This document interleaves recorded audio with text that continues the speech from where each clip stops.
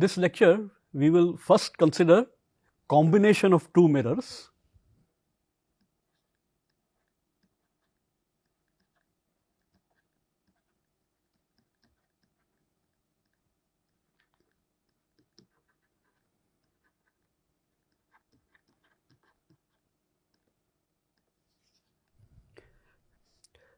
So, we in a way have considered this earlier, but we had considered two mirrors at perpendicular to each other. But now, today we will just look at how we can combine these two mirrors at some other angle.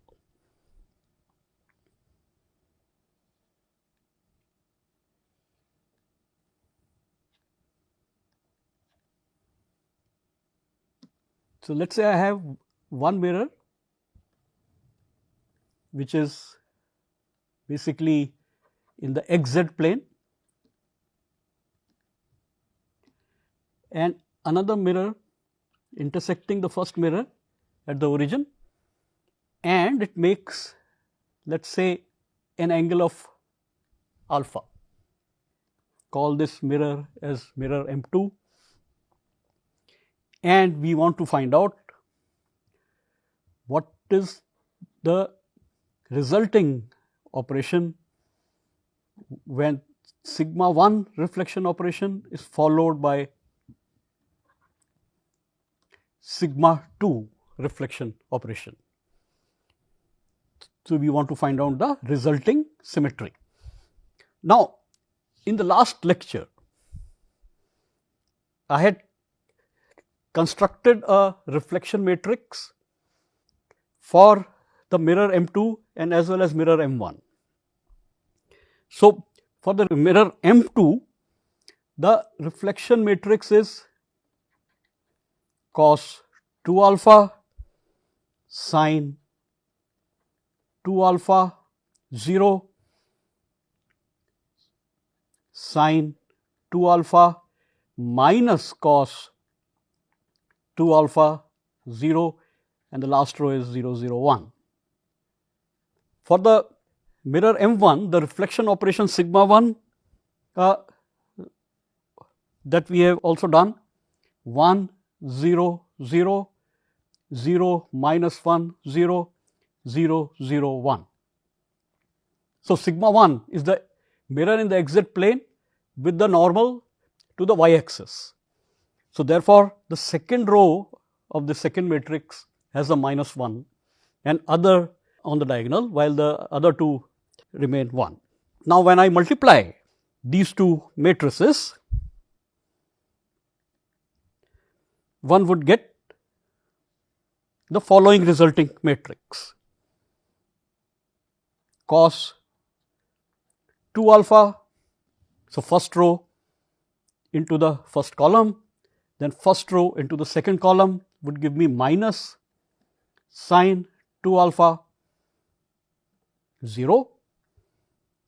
Now, the second row into the first column would give me sin 2 alpha, cos 2 alpha, 0, and then 0, 0, 1. Now, let us see what kind of a matrix is this. If I compare from a previous lecture, this was, one can look at this particular matrix: cos theta minus sin theta 0, sin theta cos theta 0, 0, 0, 1. Now, this is a rotation matrix and the rotation axis itself is on the z axis. So, coming back to this, if I compare the two matrices, so my rotation matrix, let me just quickly write this down: Rz theta. So, if I rotate through an angle of theta around the z axis, the matrix is cos theta minus sin theta 0, sin theta cos theta 0, 0, 0, 1. And if we compare these two matrices, instead of theta in this matrix, basically we have 2 alpha, which means that we actually have rotation of around the z axis through an angle 2 alpha. So, which means that out here at this origin here, we have basically a rotation of A 2 alpha. So, the resulting operation that we get is A 2 alpha. Now, this was the matrix method of working this out. We can also visualize this thing geometrically. So, let us start with the same kind of diagram again.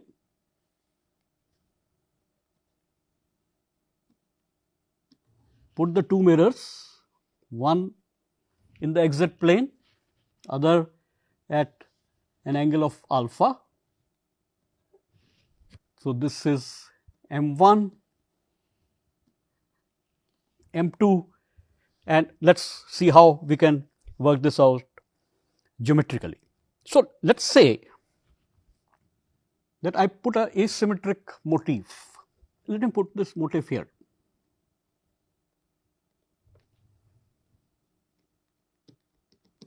And just identify one point of this motif, and let us say the angle that is made between this point and the origin, let us say this angle is beta. Now, mirror M1 will reflect this motif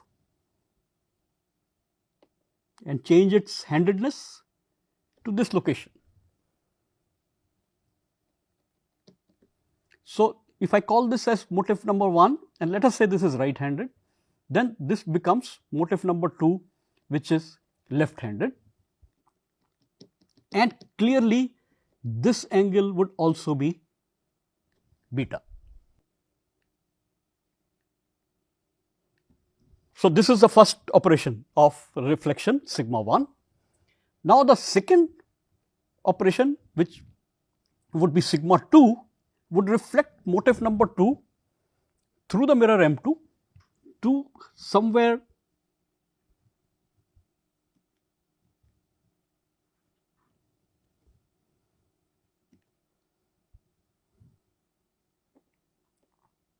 out here. With the again the handedness changes, and the handedness would be like this, which means this is, let us say, motif number 3, and it becomes right handed. So, the question that we can ask is that how do I go from 1 to 3? Now, it is clear that handedness of 1 as well as the handedness of 3 is a right handed, and therefore, a rotation operation should be there. So, 1 to 3 would be through a rotation. Now, we have to find out what is the angle through which we need to rotate. So, let us work out a little bit more. So, I have this angle is beta. So, what would be this angle? The angle made by motif number 2 and the mirror M2, which would be clearly would be alpha minus beta. Now, motif 2 reflects through mirror M2, and therefore, this angle should also be alpha minus beta. So, what is the total angle of rotation? So, total angle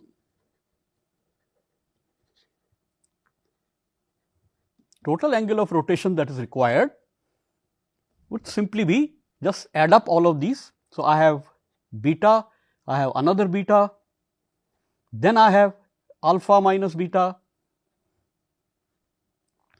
plus another alpha minus beta. This would be the total angle, and if we see this, all the betas will cancel out and we are left with 2 alpha.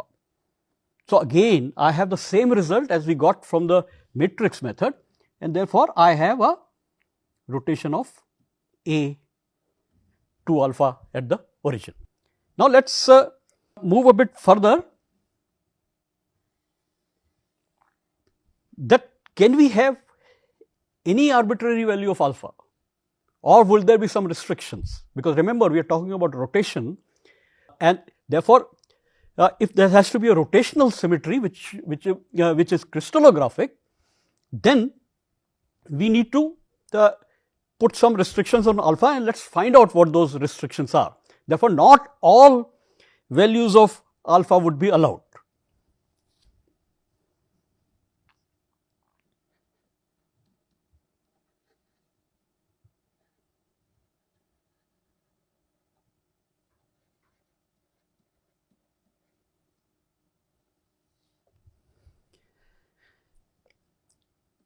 And the reason is that only crystallographic rotations allowed.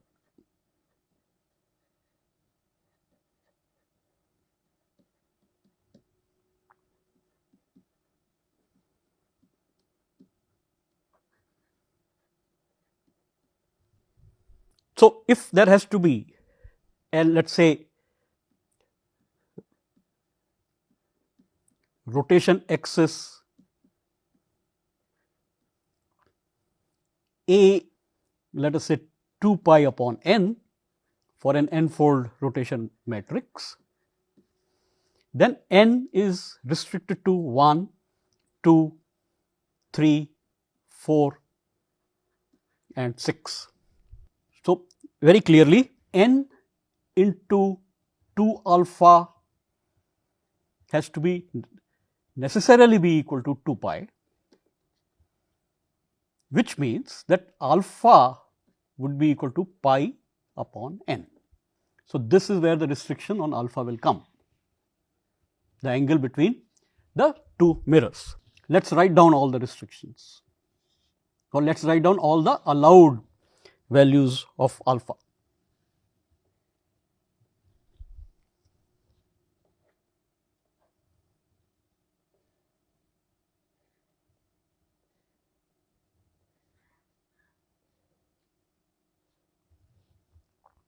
So, 1, 2, 3, 4 and 6. So, for n is equal to 1, it is simply pi. What does this mean? Basically, it means that M1 and M2 are in the same plane, essentially only a single mirror is there. For n is equal to 2, I will have pi upon 2, then pi upon 3 for n is equal to 3, pi upon 4 for n is equal to 4 and pi upon 6. So, I have 180 degrees, 90 degrees, 120, 60 degrees, 45 degrees and so on, and 30 degrees. So, if let me just put down 180 degrees, 90 degrees, then I have 60 degrees, 45 degrees and 30 degrees. These are all the angles that are possible for the two mirrors M1 and M2. And this particular result we have already seen when we added a two-fold rotational symmetry and a mirror, then a new mirror got created at 90 degrees. Or conversely, we can say if I put two mirrors M1 and M2 at 90 degrees to each other, I had a two-fold rotational symmetry that would be present at the intersection, and that is by n is equal to 2. So, let me write another thing. Conversely, in a more general way, that if there is a mirror or reflection operation sigma 1 followed by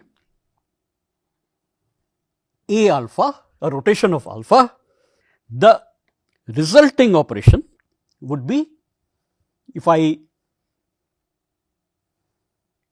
and I can show this through again through a matrix. So, I have cos alpha minus sin alpha 0, sin alpha cos alpha 0 and 0, 0, 1. So, let me just also show this, that I am putting the mirror M1 here, and I am putting a two-fold rotational symmetry as shown in the figure. Now, one could easily work this out, that through matrices, that the angle for the mirror that I will get would be alpha upon 2.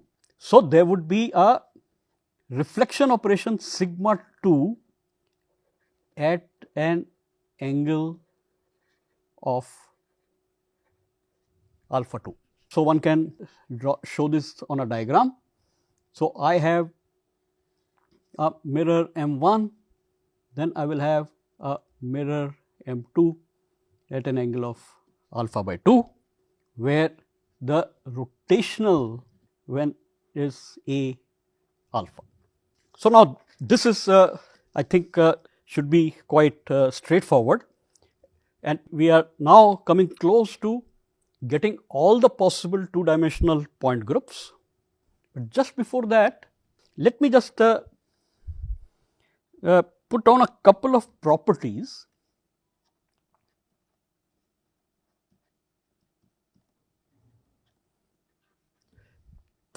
of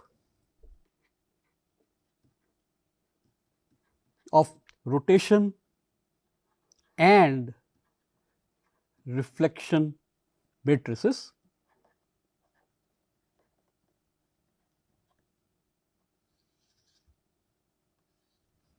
One of them being, so I have, let us say, a rotation matrix A alpha, then the determinant of A alpha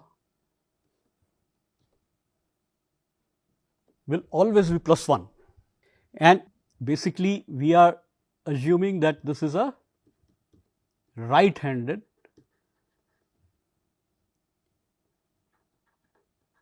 coordinate system, and that is what we have been using all along.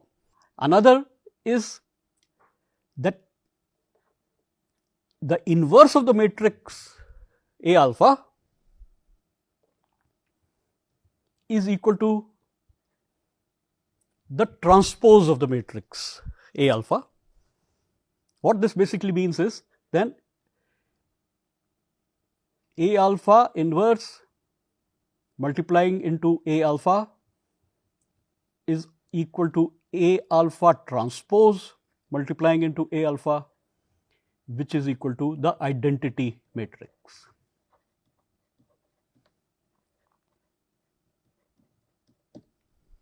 Now, for the reflection matrix, the determinant of a reflection matrix will always be minus 1, and the reflection matrix would be its own inverse, which means the inverse of the reflection matrix sigma is equal to sigma itself. Again, all this means is that sigma inverse multiplying into sigma is the identity matrix.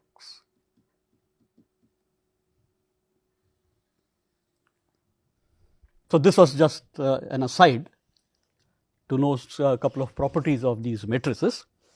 Now, let us develop all the possible two-dimensional point groups very quickly. But I think what I will do is we will develop all the two-dimensional point groups starting in the next lecture.